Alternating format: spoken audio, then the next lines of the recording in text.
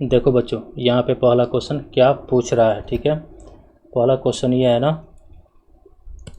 पहला क्वेश्चन क्या पूछ रहा है, नीचे दिए गए कथन सत्य है या असत्य है, ठीक है। कारण के साथ अपने उत्तर दीजिए। तो पहला क्वेश्चन क्या है, पहला का, ठीक है।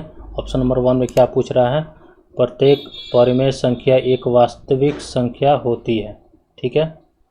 प्रत्येक अपरिमेय संख्या एक वास्तविक संख्या होती है। तो ये क्या पूछ रहा है, तो इस वाले क्वेश्चन को तुम कैसे बताओगे।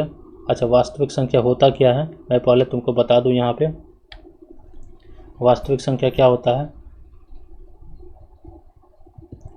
वास्तविक संख्या, ठीक है, ये क्या होता है, कोई भी नंबर जो परिमेय हो, ठीक है, कोई भी नंबर परिमेय हो या अपरिमेय हो, ठीक है। परिमेय है या अपरिमेय, परिमेय मतलब क्या, p/q के रूप में इसको लिख सकते हैं। अपरिमेय मतलब p/q के रूप में नहीं लिख सकते हैं, ठीक है। ये लिख सकते हैं और ये ना लिख सकते हैं, ठीक है। जिसको लिख सकते हैं उसको बोलते हैं परिमेय संख्या, और जिसको नहीं लिख सकते हैं उसको बोलते हैं अपरिमेय संख्या, ठीक है। तो दोनों नंबर ही जो क्या होता है, वास्तविक संख्या होता है। मतलब बोलो कि मान लो कि 3/2 क्या है, परिमेय संख्या है, और √3 क्या है, यह अपरिमेय संख्या है। और मैं तुमसे ये पूछूं कि इसमें से वास्तविक संख्या क्या कौन सी है, ठीक है। तो नंबर परिमेय हो या अपरिमेय हो, वास्तविक संख्या दोनों ही होती है, ठीक है। तो इस वाले का आंसर तुम ऐसे बोल सकते हो, क्या पूछ रहा है, इसको पहले मैं मिटा दूं, ये रहा। तो सिंपल सी तुम पहले वाला को क्या बोला, प्रत्येक अपरिमेय संख्या क्या होता है, एक वास्तविक संख्या होता है। मतलब ये बात जो ना सत्य है, तुम ऐसे लिख सकते हो, ये जो है कथन सत्य है, ठीक है। क्यों सत्य है, क्योंकि सभी परिमेय संख्या, सभी परिमेय और अपरिमेय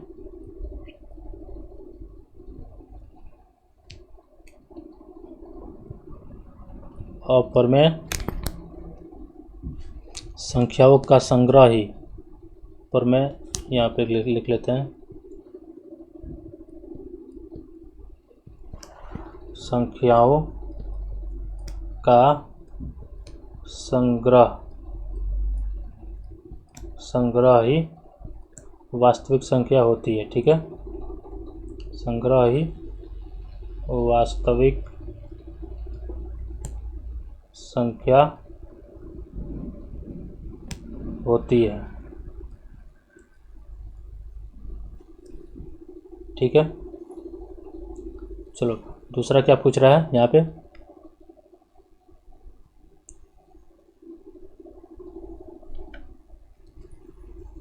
चलो सेकंड वाला में क्या पूछ रहा है, क्वेश्चन क्या है, संख्या रेखा का प्रत्येक बिंदु जो है ना, प्रत्येक बिंदु √m के रूप का होता है, जहाँ जो है ना m एक प्राकृतिक संख्या है, ठीक है।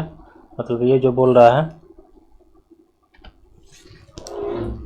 ये क्या बोल रहा है, संख्या रेखा क्या होता है, मान लो ये संख्या रेखा है जिसपे प्रत्येक नंबर है, यहाँ 0 होता है, 1 2 3 4 इधर होता है, -1 -2 इधर होता है।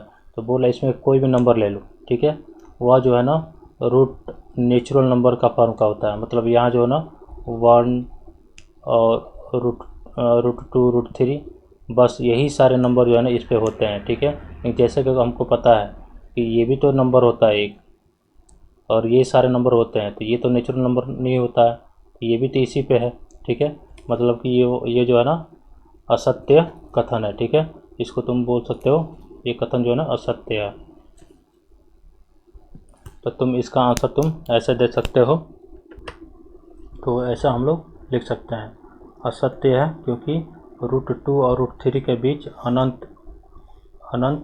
संख्याएं होती है जो कि √m के रूप का नहीं है, जहां m एक क्या है, प्राकृतिक संख्या है।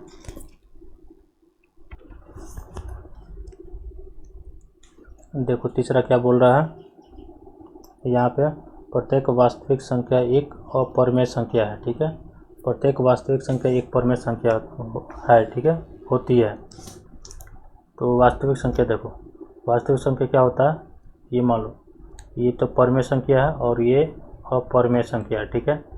तो बोल रहा है कि कोई भी वास्तविक संख्या ले लो, वह क्या होता है, अपरिमेय संख्या होता है, ठीक है। तो ये भी तो वास्तविक संख्या है, ठीक है। तो ये तो अपरिमेय नहीं है, मतलब कि ये बोल रहा है कि कोई भी वास्तविक संख्या ले लो वह अपरिमेय होता है। तो बात तो गलत है, तो वास्तविक संख्या में तो क्या आता है, परिमेय भी आता है। तो इसका आंसर हम लोग ऐसे दे सकते हैं,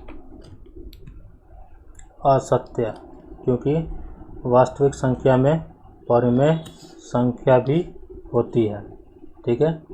तो पहले वाला का क्वेश्चन, पहला जो था, इन तीनों का जो है ना, इन तीनों का यहाँ पे देख लो, ये तीनों का आंसर मैंने दे दिया, ठीक है। और इसको अच्छी तरह समझना चाहते हो तो इसका जो 1.1 है उसको करके ही जो है ना 1.2 आप कोशिश करना, ठीक है।